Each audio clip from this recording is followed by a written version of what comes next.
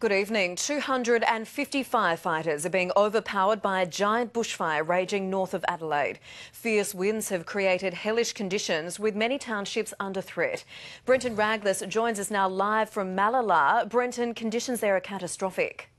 Oh, Kate, it's a crazy situation here, a dynamic, devastating and continually changing situation that's unfolding here just east of Malabar. We're outside the Footy Club Oval and it's just started to rain behind that southerly change that's moved through this afternoon. Here are the details we know so far. Sadly, at least 10 people have been injured, both firefighters and residents, some of those taken to hospital with smoke inhalation and burns. We also know that the CFS are unable at this stage to control the fire. They're trying to guide it where they can, but the front itself is burning on around about a 40-kilometre stretch, continues to burn freely out of control. It's just been moving too quick in today's catastrophic conditions. Many homes and sheds have been impacted. It's still too soon to know how significant and how many have actually been impacted by the fire. Power has been cut to at least 20,000 homes across the mid-north and the Barossa Valley area. Significant road closures brought about through the police and also the fire cutting off roads in this afternoon's emergency situation. And backing up those 250 firefighters, aerial resources both locally and also from interstate. Now, Elise Baker begins our coverage. Here's what's unfolded so far. Catastrophic fire conditions which caused a catastrophe. Winds whipping up a giant fire front that swept through bushland and crops less than 100 kilometres north of Adelaide. Townships like Wasleys, Pinery and even Malabar under siege. The fierce fire claiming properties in its path. A mansion and other homes going up in flames. There was simply nothing that could be done to save them. This man among those to lose everything. Oh, I tried for 2 hours. Others were more fortunate. On this property at Woolsheds, the house was saved, but a nearby hay shed was destroyed. The CFS, I believe, came and sprayed all the outside to save the house. Cars, sheds and industrial buildings also claimed, as well as this giant silo complex. Damage to the power network also causing blackouts to thousands of homes. The fire had started around midday and, just as authorities had warned could be the case, the strong winds made it impossible to control. The enormity of the task clear from firefighters' reports from the front line. The wind's moving around a bit out here and it's starting to look as though this fire could impact on Malabar Township. I would suggest that at least the campers at the Oval need to be evacuated, over.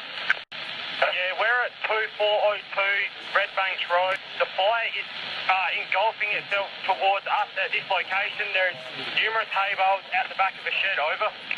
All they could do was try to save what properties they could, an effort supported by desperate property owners. Other locals had been forced to flee or were evacuated, left to watch at a distance and in disbelief. I filled all the gutters in the house. I've got all the car packed ready to go. If the wind hadn't changed direction, I would have been gone once I'd done that. South Australia reeling at yet another devastating bushfire, and summer hasn't even begun. Elise Baker, 9 News. Now, Elise Baker joins us live here in Malabar. Now, Elise, we know that paramedics and emergency volunteers are here joining the ranks of the firefighters. You've been up to speed with a lot of the casualties here today. What can you tell us? Yeah, that's right, Brenton. We understand that 2 people have been seriously injured in this blaze. We understand one or both of those are firefighters and they've been airlifted to Adelaide. We also understand another 8 or 9 people have been injured and they're being treated at local and Adelaide hospitals. And of course, it's, as we said earlier, an unfolding situation. It's likely that there'll be more. We just at this stage don't know. It's still very much a fight on the fire front itself, stretching around 40 kilometres. Joining the ranks of the firefighters, aerial resources. You mentioned being airlifted here. I know for a fact that a lot of the aerial resources were unable to fly because of the conditions here, between 60 to 90 kilometres an hour ahead of that change and as the change pushed through. So again, an unfolding situation. At least we'll leave you for now and we'll touch base a little bit later on with a further update on those injuries. Now, we arrived at a roadblock here at Malabar this afternoon just as residents were fleeing their homes. A devastating story as we spoke to one particular couple who had lost everything. Rory McLaren has more. A face of an unforgiving afternoon. We'll never be able to rebuild, never. It's taken years. Sorry, it's taken years. Left blackened from the fire, Phil Westbury caught the moment his home went up after 2 hours of desperately fighting to keep it standing. I tried desperately to put it out, but I couldn't get it out. I couldn't get the fire out. He dashed north from Adelaide as soon as he heard the blaze had broken out just after lunchtime. But the damage was already done. His sheds and 8 prized racehorses lost in the flames, his attention turning to trying to save his home of 13 years. Oh, I tried for 2 hours. I was hoping someone would arrive, but no one arrived. And then it just went. Once it went and the gas cylinders went, that was it. She's gone. The emotion of losing everything, all too much to handle. As the devastation becomes more evident, support is being arranged for residents like Phil as they try to come to terms with this heartbreaking event. I don't know how we're going to ever get back on track again. I've got no idea. We both work and we race horses, and now everything's gone. Whole lot, everything. There's not a thing standing. Rory McLaren, 9 News. And sadly, these are just the earlier reports of residents affected by this fire. We'll still yet to learn a lot more about how it's all unfolded. We join Jared Breivy now, who's in Owen, who's also been following the story. Good evening to you, Jared. What can you tell us? Good evening, Brenton. Owen has been transformed into a virtual evacuation centre for the entire region, but even Owen tonight is quite isolated. There's no phone signal here and roads are closed right around the area. Owen is just a few k's away from Pinery, where this fire started. There's extensive damage there. And we also understand that entire town has been evacuated. But this area is no way out of the danger zone. Although the fire went through earlier today, our cameraman filmed this flare up. It was a monster fire front which emerged from farmland just a few moments ago. It was about to cross Owen Road. On one side of Owen Road was a farmhouse, the other side the monster fire front. Crews from right around the region were sent there immediately. We understand at this stage they have managed to save that farmhouse, but it was a very tough fight for everyone involved there. Dramatic scenes there just a few moments ago. It's also noteworthy to say that this area, the farmland in this area, has been completely destroyed. Paddocks of wheat have been literally turned into dust. Much of this area has been blacked out throughout the day just because of the dust which has blown through the area.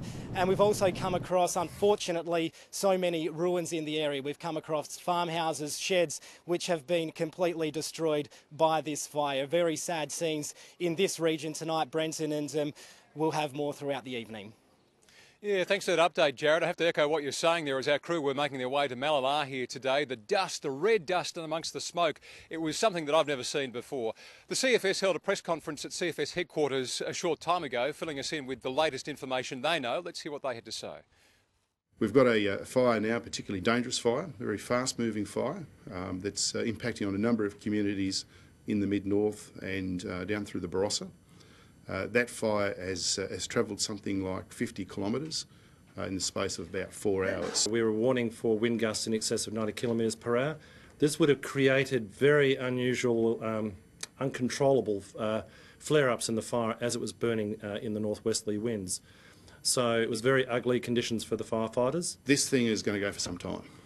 This is a particularly nasty fire, as John's pointed out. It's had some pretty atrocious winds pushing it through the day. So if there's an expectation this thing's going to be all wrapped up by 7:30 tonight, forget it.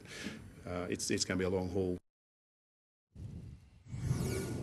Now, Kate, you'd think that this cool change will help, and it will help the firefighters to some degree, but the rain can actually cause us even more concern for the firefighters, because what it does, the vegetation is burnt right through down through the roots, leaving just the topsoil, and in wet conditions like this creates muddy conditions for the firefighters trying to navigate their way through four-wheel drive conditions. So it really is quite a very dynamic, devastating and difficult circumstance for our firefighters that continue to battle this fire, which is still well out of control. Back to you.